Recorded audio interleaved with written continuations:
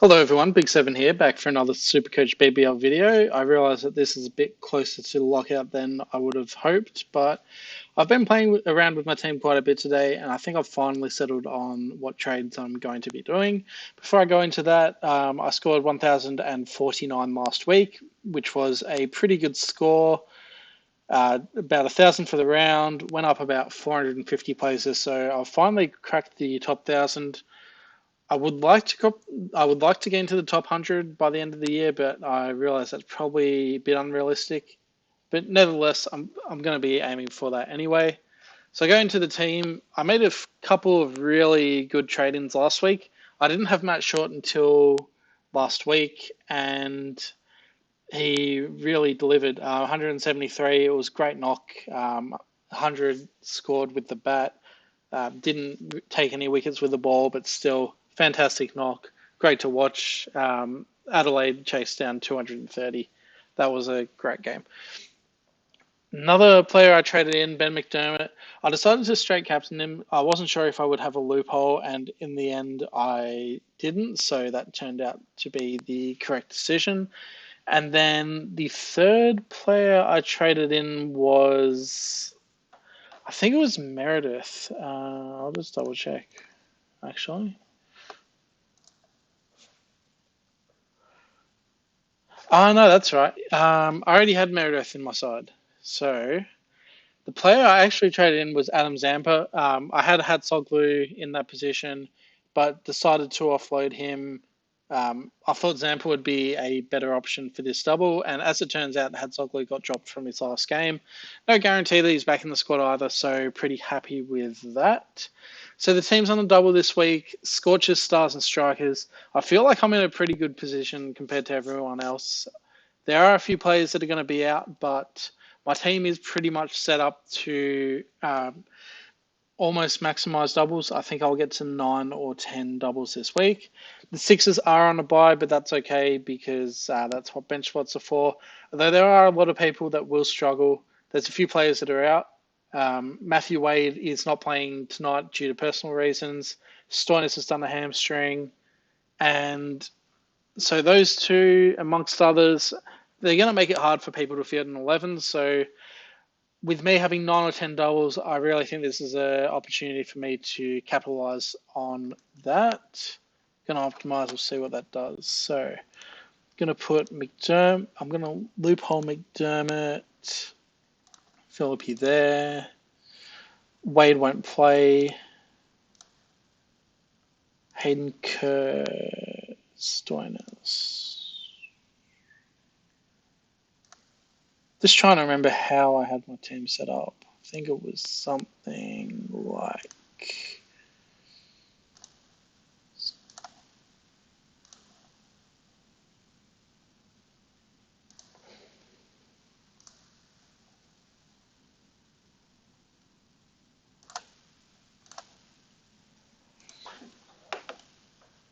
I think it was something like this was how my team was set up. Very quickly, I'm just going to go through the players that are on the double this week. So starting with the Stars, they play tonight. If you want Stars players, you got to lock them in. And the Perth Scorchers and Adelaide Strikers players, they seem to be a bit better. And so I think this is probably picking Stars players is a good opportunity to diversify away from the norm. Bo Webster, I'm not sure if he'll bowl or not. Need to see the lineup, but if it does look like they're short on bowlers and Webster's batting in a decent position, then I'll have to get him. I've already got Joe Clark. I think he's a good option, and it does seem like the pitches are becoming more batter friendly. So with my trade-ins this week, I'm looking to bring in batters rather than bowlers. Luke Wood's up there. I don't think he's a good bowler. He's just been taking wickets at the end of innings. And so I'm happy to fade him. Coulter-Nile, I don't have faith that he will get through a full game without getting injured, so he's a no. I've already got Zampa, but if I had my time again, I probably would prefer to have someone else. Stoinis injured, so he's going to get traded out. The guy I do like as a pod is Hilton Cartwright. He will be batting at 3, according to David Hussey, the coach. and he is capable of hitting big scores. There is this outside chance that he'll have a role with the ball, but I'm more interested in him for his batting, and I think he is a decent pod. Team playing tomorrow on the double is the strikers. So Matt Short, he's a must-have.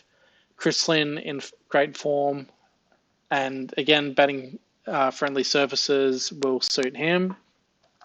Henry Thornton, I think a few people will go on to him, but he's a fade for mine, just with the pitches being less bowler friendly. Same with Wes Agar, not even sure if he keeps his spot. Adam Hose could be a pod. I guess a lot of the strikers depends on the availability of Travis Head and Alex Carey. And I'm not sure. I think the latest out of Travis Head was that they were going to miss the first game and potentially missing the second game as well. So it's going to be a situation to monitor. But at this stage, I'm making my trades as if Head and Carey won't be playing. If they somehow are playing, then I think I want to get one of them, if not both. Another pod could be Cameron Boyce. Now that Rashid Khan has left, they'll need to play a spinner. 171k, it is pretty hefty, and again, with the pitches being less bowler friendly, he's probably less of an option. But if you really wanted to go the pod route, then I wouldn't mind a stab at Cameron Boyce. And then onto the Scorchers, and Scorchers, as they have been for the majority of the year, their bowling lineup is a bit of a mystery. Hatsoglu was in their best 11 until last game, and they played Lance Morris, who scored well, but there's no guarantee that he's in their 11, and he could play the first game and not the second game, could get rested. They've also got Kelly, Berendorf, Ty. So do they want to go the 4-pace bowlers, or do they want to go 3-pace bowlers with Ashton Agar and Hatsoglu? I think Agar's spot is safe. I think Berendorf's spot is safe. I think Ty's spot is safe. But Matthew Kelly, Lance Morris, Hadsoglu, even if they're named in their first game, I have no faith that they'll be named in their second game.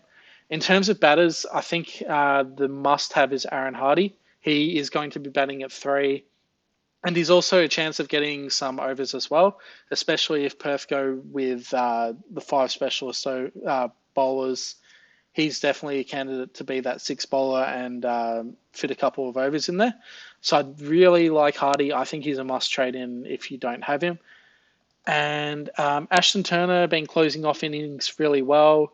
I guess the question is, batting at 5, will he actually get to bat in both games? And there is a decent chance. The other player I've already got is Cameron Bancroft, batting at the top of the order. He just had a big score, so I'm not extremely hot on him. I did pick him originally at 95k because I planned on having him for the double, but also having him on my bench for the rest of the time. So 118k isn't the cheapest price, but I also don't mind him. So going into my trades really quickly, I'm planning on using 3 trades now, and my last trade I'm going to evaluate what happens. So Marcus Stoinis, he's injured, and no more stars doubles means that he's essentially useless to me. The other players I'm getting rid of, Hayden Kerr and James Vince. I could have got rid of Abbott. I think Abbott will be he'll be a decent season-long holder. And Philippi, he can also go as well, but I'm not sure. He can sit on my keeper bench, and he also allows me to loophole McDermott this week. So those are 3 I've decided to trade out. If McDermott does poorly, then I trade out Philippi. Meredith is going to be my emergency for on my bowler line. And if he does poorly, then I can trade Sean Abbott out to a better bowler. So the 3 that I'm getting in, Aaron Hardy, I mentioned him before. I think he's a must-have. Batting at 3, potential to bowl. It's a shame he's actually. That's all right. I'll do it like that. So Aaron Hardy into the side. SuperCoach, please. I hate when it does this. Oh, no, let's put Connolly up there.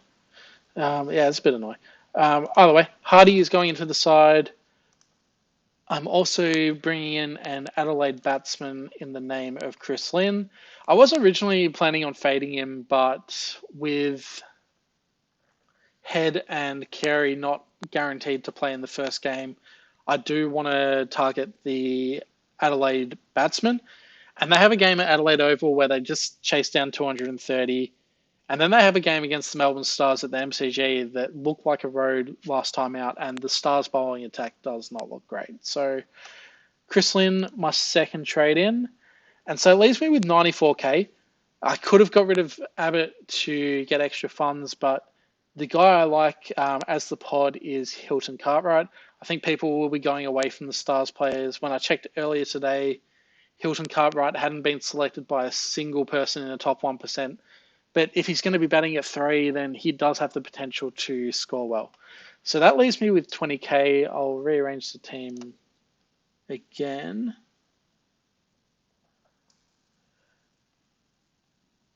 And so that means Chris Lynn on field.